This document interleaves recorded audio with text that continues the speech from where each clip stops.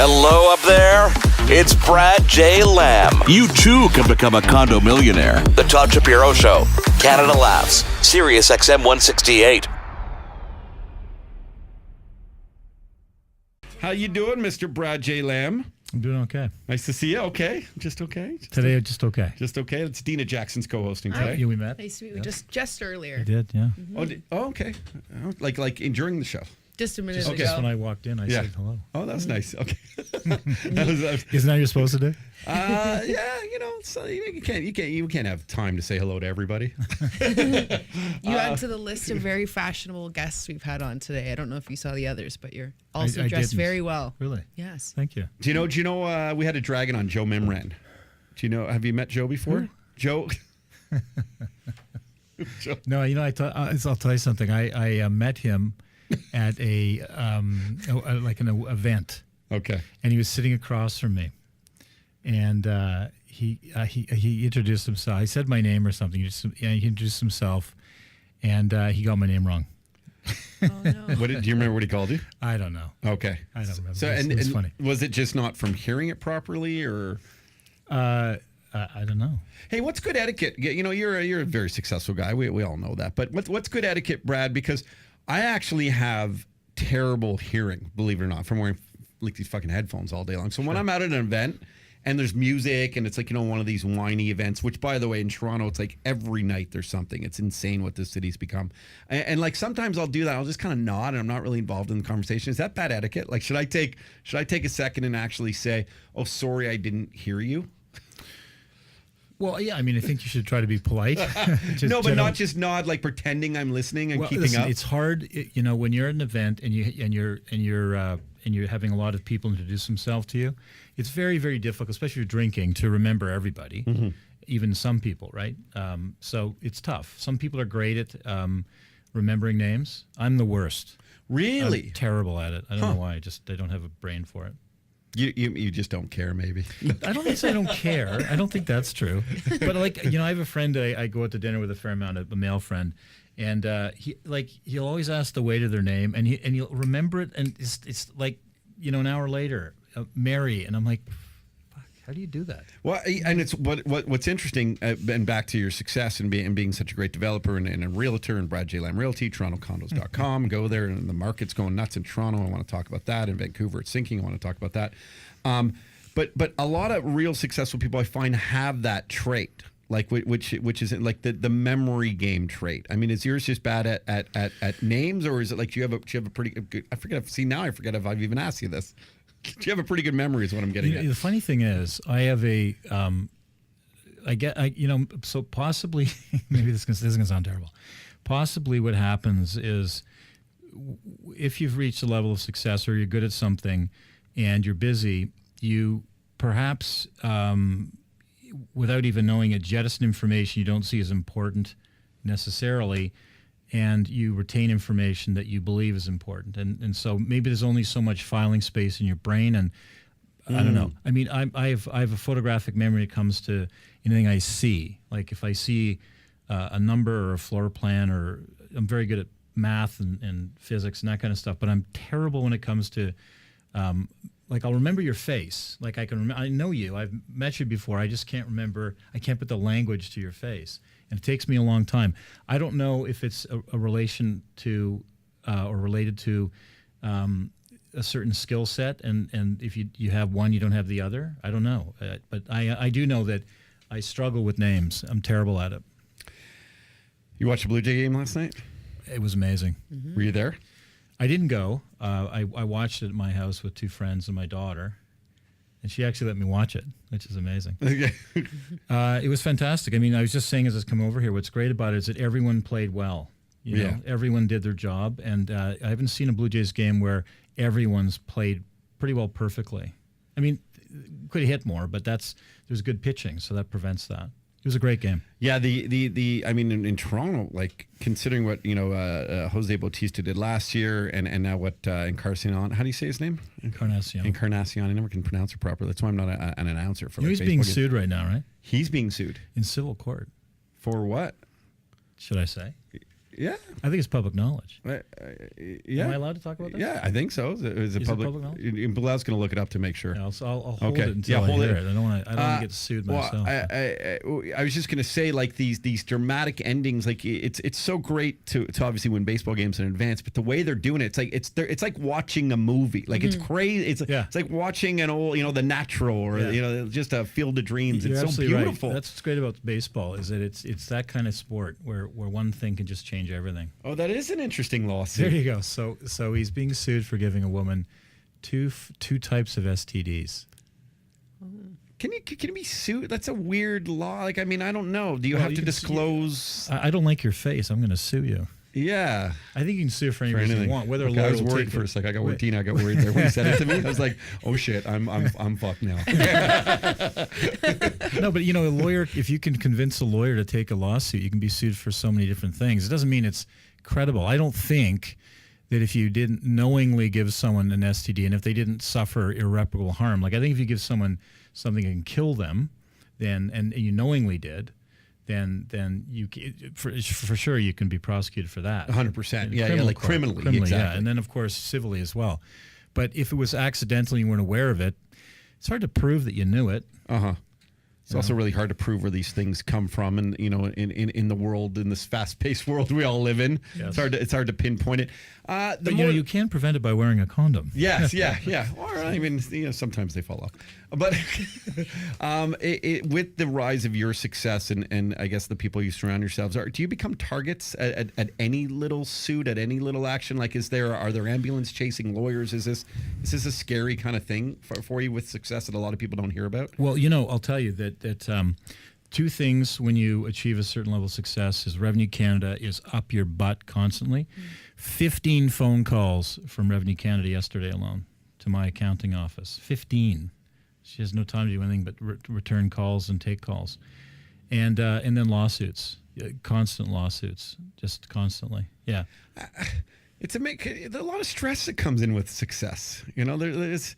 Do you can separate that? You can separate that? Well, I think that if you were 20 years old and inherited $1 billion, you wouldn't have the tools to deal with those stresses. But if it happened over an arc of, for me, I'm not a billionaire, by the way, so I want to allude to that. But if it happened to you over the term of 30 years, and every day and every week and every month and every year, you get smarter and better and more apt at dealing with pressure and problems, then it becomes manageable. But sometimes I'm just at the end of the day going, fuck, can I have a day where bad shit doesn't happen to me, just one day, But it's part and parcel of if you have customers and, you're dealing with the public and you're also dealing with, we're dealing with trades and people that are delivering a service in our buildings.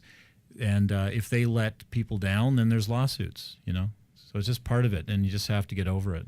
Wow, it's a part that it's an amazing climb, and I think I really appreciate what you're saying, which is there's a climb you learn, there's learning curves, and you learn to sort of things to deflect, and you learn what you choose to be positive about and move forward with. And I think it's a big important lesson that I always try and get through on the program for people. Is like so much of the world dwells on negative stuff, and even if some of the negative stuff you have to deal with, but don't let it sort of impede on yourself moving forward in life, because then it's a life sort of wasted, isn't it? If you internalize it. Yeah. No, that's what I thought. You're everywhere, by the way, not just this show at 5:00 on Wednesdays, but like you're on Global, you're on CTV. Like I see you doing all these news reports now. Like the last couple of weeks, the Canadian economy's been a little interesting, hasn't it? Yeah, I mean the thing is, because I'm such a big mouth, I do a lot of TV and newspaper stuff. I'm probably the only person that will do it, so they call me. But lately, I mean the big. I find it hard to understand what our governments are doing, because on one hand, you hear Justin Trudeau and the finance minister and anyone else in federal government say that we have to do something about getting young people into housing. And so that means that we need to find a way of making housing affordable. And affordability doesn't just mean the price, it means the cost of carrying a home. And then they come out with the most destructive thing in the history of Canadian financing yesterday for young people. So if you could afford a $300,000 property 2 days ago, or 3 days ago, then now you can afford $250,000. What happened there? Can you? Well, basically, they're making you qualify at the high posted bank rate rather than the rate you can get. So if you can go into a bank and get 2.5% interest on a loan, they're making you qualify at 4.5%, 2% higher. So it's reducing your ability to. So you can actually afford the property you're buying, but they won't let you afford it. Now the funny thing is, what they're trying to do is they're trying to shut down or decrease the increases in value or pricing in Vancouver and Toronto. There's this illogical fear that it's, first of all, coming from investors and I guess first-time buyers. First-time buyers is absolutely not coming from first-time buyers. And I have so much empirical evidence to show that. Where we have a problem in Vancouver and Toronto is a price range between $1 million and $2.5 million, where prices are out of sight. Like in 6 months, you buy $1.2 million house, in 6 months it's worth $1.4 million. It's insane. But that has nothing to do with the guys scrapping a deposit together on a $300,000 condo. That's a completely different kettle of fish. And that's also not a condominium. That's a single family home, which if you drive around Toronto or fly around Toronto, we haven't added anything in the 416 in 60 years. There's no new housing stock in the way of freehold housing in the 416, 60 years. Right? So why make it? Why are they making it unaffordable 50 for young? But it seems so hypocritical. Why are they doing that? Why are they making qualify at a higher rate? I'll tell you why. I think that they all got around and thought, how can we raise interest rates without raising interest rates? We don't want to raise interest rates for the shipping industry or for airlines, or for retail or for restaurants, or for radio producers. We want to raise interest rates where we think there's a problem, which is in the housing market. And the only way we can raise interest rates, we can't actually raise them because you can't just raise them in one industry. We can force them to qualify at a higher rate. So that protects the industry because you can't, so you have to underbuy what you can afford. So they're protecting the industry. So it actually is kind of smart, but it's wrong-headed to do it for first-time buyers because you're shutting them out. And prices will continue to rise. They're going to continue to rise in Toronto. There's not enough housing.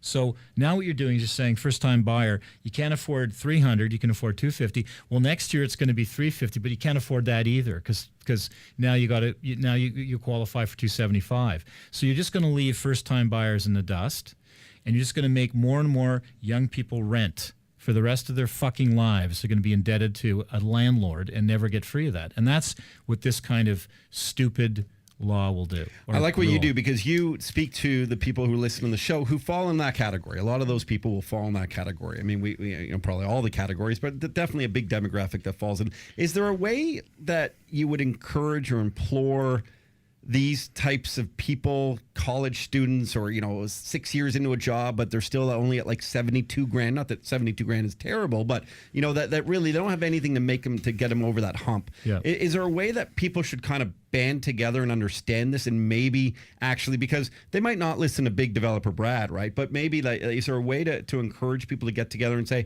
hey, you're actually affecting our lives because without this investment, without an actual home, it's making it way tougher for us. Do we need the youngsters to speak up?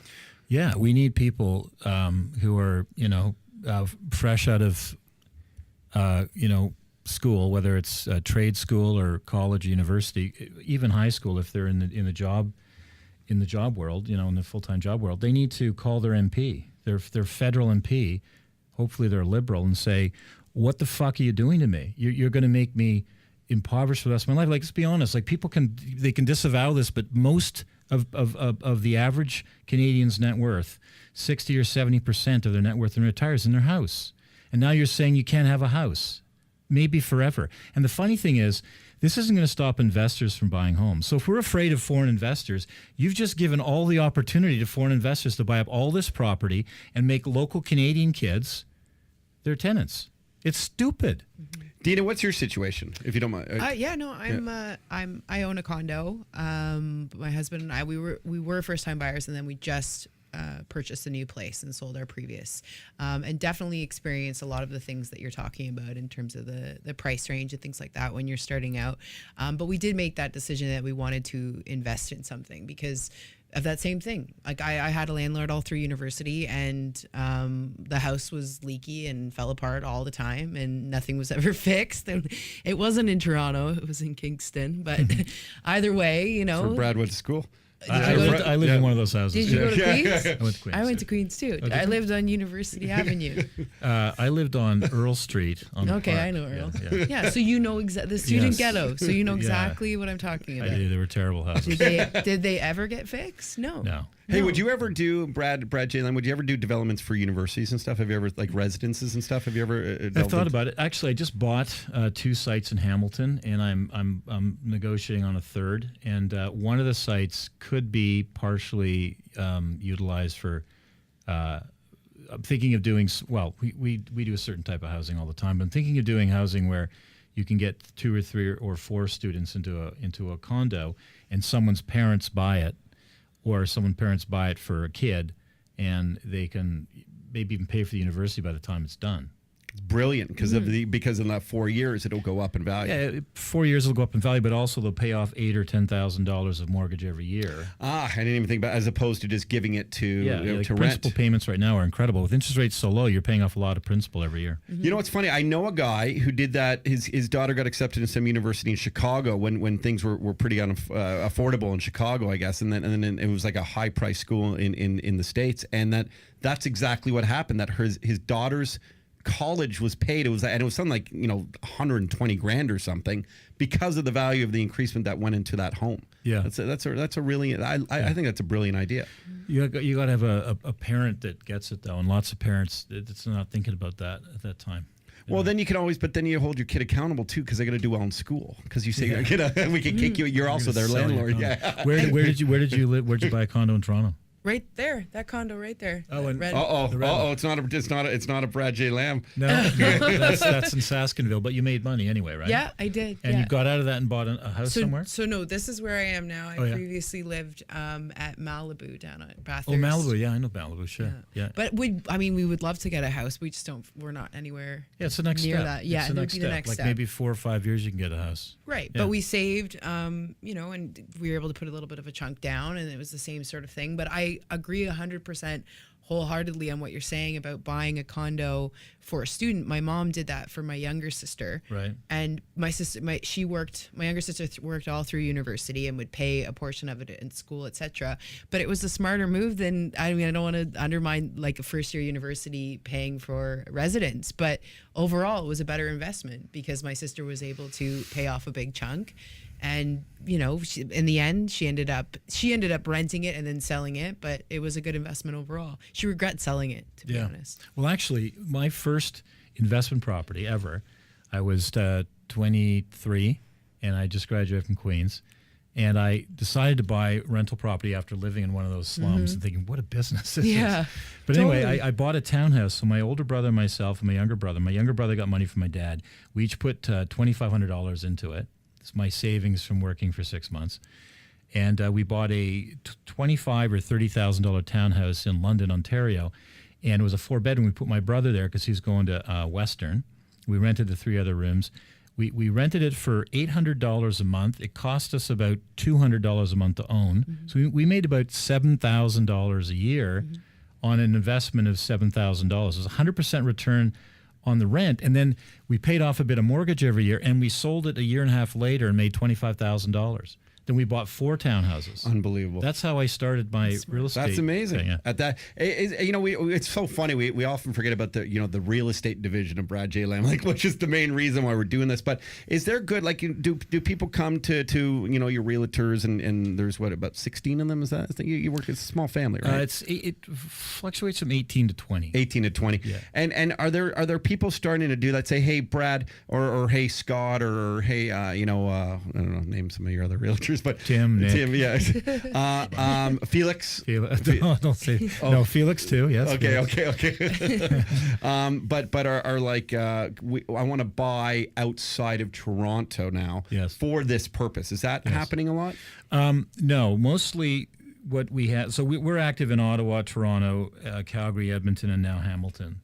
And we won't be building in Hamilton for 3 or 4 years. But it's hard to manage a property from Toronto if it's in Calgary. Honestly, you're going to need someone there to do it for you, right? Okay. But one of the reasons why I got active in Hamilton is because the GO train just opened and it's an hour away. You can live in Hamilton and work in Toronto now quite conveniently compared to living in Barrie or something like that, and lots of people make that decision.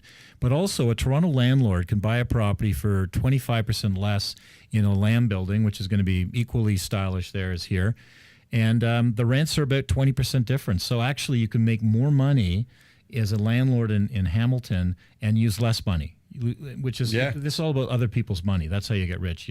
Borrowing a certain amount of money, not going crazy, but using other people's money along with your money and leveraging and then making money off that. And Hamilton is going to be Hamilton is the third or fourth highest increasing real estate city value-wise in Canada. Wow, and you don't forecast that changing. It's going to get Vancouver's going to crazy. Listen, the train's going to go down. This new GO train is going to go down to Niagara Falls. The whole Golden Horseshoe is going to populate. It'll be a super city, and already now from here to Burlington is just steady. There's no break along the 427 of QEW 427 QEW, and as you go down to Fruitland and to Niagara Falls and St. Catharines and so on, the breaks are fewer and less, right? In terms of farmland, and I'm not saying farmland being depleted is a good thing, but the reality is that the highways and things around the highways are the most efficient way for us to build and live, and this is all filling into one mega city. And Hamilton is going to be, I think Hamilton is going to be a more important city than any other sub-city in Ontario other than Toronto. Wow. Which would make it one of the biggest cities in Canada at that point, from what you're saying. Yeah, Hamilton's probably 500,000 people now, something like that. I can see Hamilton growing to, there's only through land use planning, you can't explode a city. It's difficult with the social, like the services that exist, sewers and so on. But I can see that city being 1 million people in 20 or 25 years, and that's a big city. There's so many questions from your guy, and I didn't even get to all of them, but I do want to ask, because I was surprised I saw this here. Rogers Real Estate Division. Yeah. Rogers has a real estate division? Like Rogers? Well, they just created one. They created a real estate division. Yes. And they're doing this big $1.5 billion 10-tower development called M-City. It's out in Mississauga. And if you're listening across the world, Mississauga is another one of those suburbs out of Toronto that is growing rapidly and stuff. Yeah. So first off, Rogers itself having a real estate division like blows my mind. Well, first of all, I can't speak for the people that run Rogers, but my understanding is, and this is why they have this. So in the 1960s or late 50s, Ted Rogers bought a plot of land, I think it's 16 acres in Mississauga, for $160,000 or $170,000, and he was buying it for a radio antenna for Rogers Radio. And my understanding is they never really used it for that, and it just sat fallow, and it was just an asset that is now worth probably, I don't know, $200 or $300 million, $400 million, same amount. I was going to guess 10 mil. That's what I was only going to guess. They're going to build 10 towers there, so probably $300 million. Wow. And so they've started a real estate division to develop that. I don't believe they have plans for anything else at this point. I think that's it. And it's also, I think, separate to the Rogers other endeavors. So it's a separate kind of thing, and not well. Of course it is. It's a real estate company. But with that being said, though, I'll interrupt you. Sorry, Brad, but I did see it sort of talked about on a bunch of news stations and things that you'd rarely see when they talk about development in Toronto. Like, you don't see that as part of news stories. You see it as part of either advertising or maybe like special features and stuff. So like that, like it kind of makes sense to me why it was talked about that way now. Well, it's big. I mean, it's one of the largest developments. Doing a development. But I think it was Rogers Channels, right, pumping it out. Maybe, but it's big news anyway. To have a development that contains 10 buildings. You see the buildings. I mean, I think it's out of character for Mississauga, because Mississauga is kind of a shitty second tier city. The architecture's like dreadful out there, except for one building that kind of looks like Marilyn Monroe. It's dreadful, right? But these buildings are iconic and beautiful, and I think that's the goal. They want to really beautify. Right. Do you think it's a good project then? Yeah, it's a good project. It's just a fish out of water. It's like driving along in a cornfield, and all of a sudden you see Taj Mahal. It's kind of weird. Okay.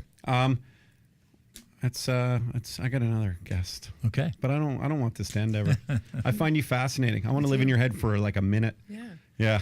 Hey, Dina? The entire thought process. I mean, You don't want to do that. Well, you know what I want you to do for me one day is like draw out what you think this like city will look like in 20. Like I want to see it, like those movies. You know what I mean? Like are we gonna have to like dig into the core to live one day? Probably. Brad J. Lamb, go to torontocondos.com. An absolute pleasure. By the way, if you get Jay's tickets, you always got a buddy who like, just saying, I'm just throwing it out there. Okay, man. I know you got good connections. Well, I have basketball tickets, so we'll do that. We'll do the ball game for sure. Raptors starting soon. Thank you again for your time, Brad. I really do appreciate everything you do for us. The Todd Shapiro Show. Hey, thanks for watching that video. You can subscribe over there, or you can watch another video over here. And I think this is the Daniel Bryan yes chant. So what the hell? Yes, Todd Shapiro Show. Daniel Bryan can't wrestle anymore. It's a very sad story.